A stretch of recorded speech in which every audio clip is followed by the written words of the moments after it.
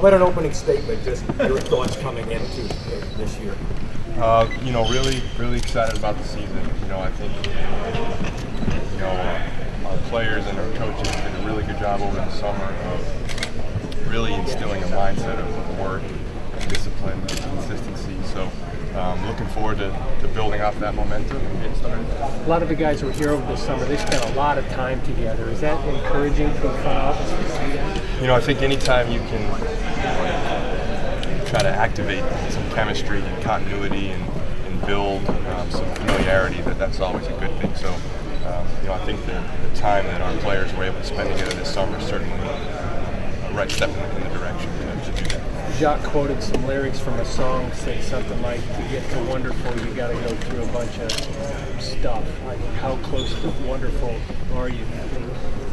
Well, I think his analogy is right on. I think all of us, we know where we want to be, we know where we want to get, but we don't want to skip steps along the way. So I think all of our players get that, all of our coaches get that, and we're looking forward to building in the right direction this season. With the summer league out of the way, what are your expectations for your first round pick victory over Depot? Just to come in and compete, come in and play hard, come in and give the type of effort that we know he's capable of giving. So we're looking forward to seeing Victor out there, and our expectations of him from day one will come down to competitiveness and consistency. Rob, I asked Jacques about this as well. This organization was a contender in this league for that handful of years, and then dropped to the worst record in the league last year. What's your response to the marketplace, to the fan base, who struggled to watch that transition and see it still in progress? The goal is sustainability, and that's what we're building for. So we feel really confident in the vision that we have. We feel really confident in the steps we have to take to get there. And now it's just a matter of staying true to those steps and really focusing on the step that's in front of us and getting over that. And once we do that, we can focus on the next one. Rob, do you have any kind of time frame for Glenn? When can you expect him to? Brian, we're going to intentionally leave that nebulous. A lot will be based on Glenn's rehab and how he responds over the next couple of months. I would say we hope to have him back within the next few weeks, but a lot will be dictated on how it goes. You mean in the next few weeks, playing, practicing? Just coming back to practice. Is it disappointing for a guy like Glenn? Last year, he made a bunch of strides on the court as a leader and as a player, and then the injuries just seem to keep piling up. Is it disappointing to see someone who has that much of an impact? Yeah, I think anytime you experience an injury, it's frustrating for anyone. So, Glenn has had a few setbacks last year on the health front, and he certainly understands that can happen to anybody. And I think his maturity is to a point now where he understands that there are certain things you can control and certain things you can't control. Injuries a lot of the time are things you cannot. So he's looking forward to just doing what he can to get back as quickly as he can. Well, one of the things that Jacques just said was the other position out there in today's NBA is the center. Is that where you see the league going? Do you share that opinion? I think versatility is becoming more and more in vogue as traditional positions may not be that concrete. So I think the more versatile you can be, the better you are for anything. You guys have a young core here. Is there anything you see from this group of guys that you might have seen in Oklahoma City a couple years ago? We believe in our young guys. We continue to believe that they'll get better. We continue to see that they have the desire and want to get better. So we're gonna keep the focus on that. Just getting better every day and staying true to what we want to put out. There was a lot of media scuttlebutt that the team was close to trading Aaron, the so-called Bledsoe for Aaron deal. When all that stuff is out there in the media and repeated a million times, how does a team, a coach, general manager go about communicating with that player so perhaps he doesn't have any shot to his confidence? Sure, just being very straightforward. We try to subscribe to straight talk around here. And your example with Aaron, Aaron and I were talking about that the other day, how a lot of times rumors are rumors, and there isn't necessarily 100% accuracy behind all rumors. So we'll continue to always look for ways to make our team better, and if a trade is pending, we'll make sure we communicate that to our guys. Rob, last year Alex Martins around this time said, one thing that we will do is we won't disappoint this season. Is there a motto or a focus this year that you can share with us? Just to get better every day. Really focus on improving organically, improving incrementally, and doing it at a pace and at a speed that is organic, and that'll allow us to continue to grow and to take one step and build on the next. How important is it to have a young core, having that older core, helping them, guiding them through this process? I think balance is important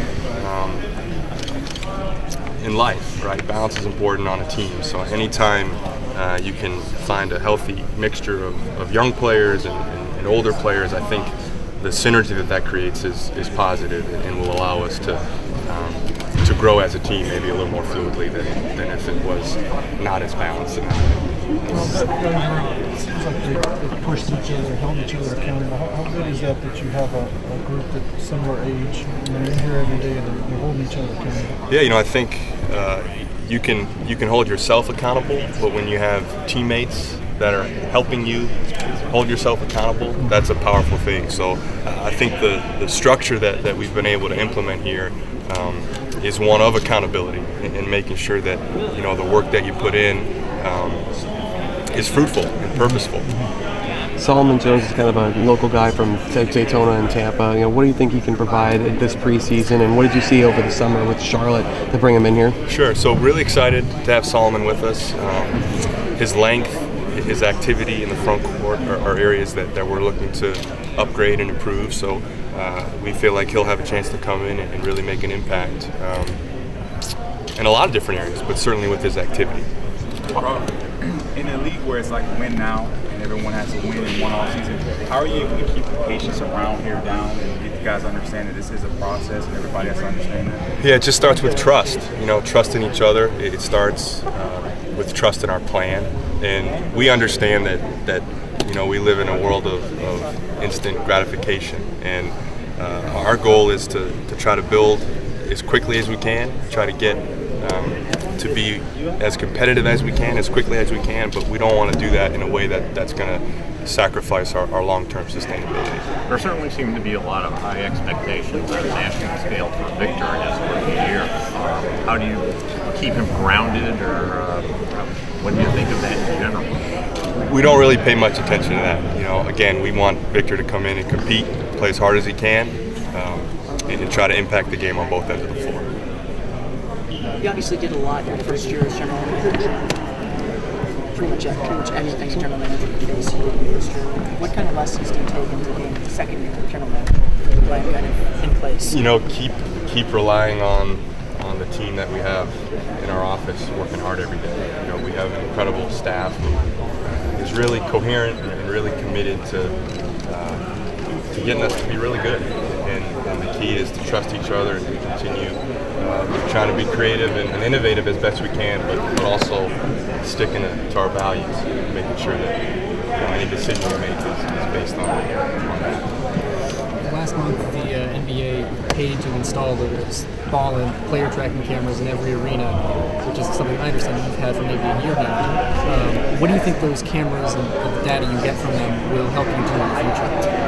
Evan, that's a great question. I'm not smart enough to be able to tell you today exactly what all that information is going to tell us. I know that we'll work on trying to find ways to create advantages, and try to find new ways to allow us to educate ourselves on what's happening with our own team and what's happening with other teams. But in terms of the secret recipe that will come of that, I'm not sure we even know quite yet the full capacity of that system. Rob, with this roster, with this roster, what's your communication link with Jacques as it regards rotation, minutes, your goal in line with his?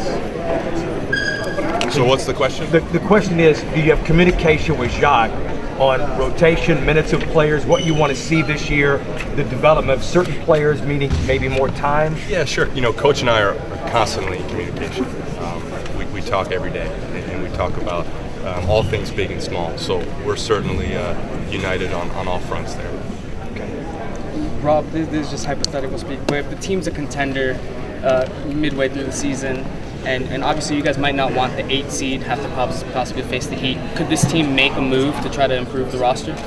We're always going to try to improve, and we're going to try to play as hard as we can on every possession. We're going to try to win every game we play. So that's all we can control is our effort and how consistently we approach it. What is the emphasis in terms of what you'd like to see in terms of improvement from Nick over the offseason? Yeah, you know, I think Nick ended last season with a high degree of confidence, and you know, I think we're looking for him to continue to play confidently and to continue to build on the type of aggression and physicality that he plays with on a nightly basis.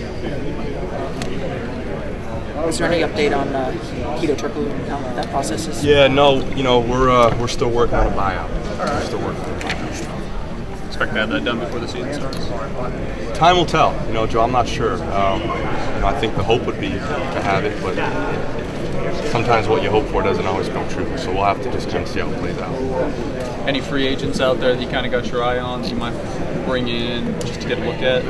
Or is this roster pretty much set for camp? And I think for now the roster's set. So we'll go into camp with what we have and kind of see how it goes.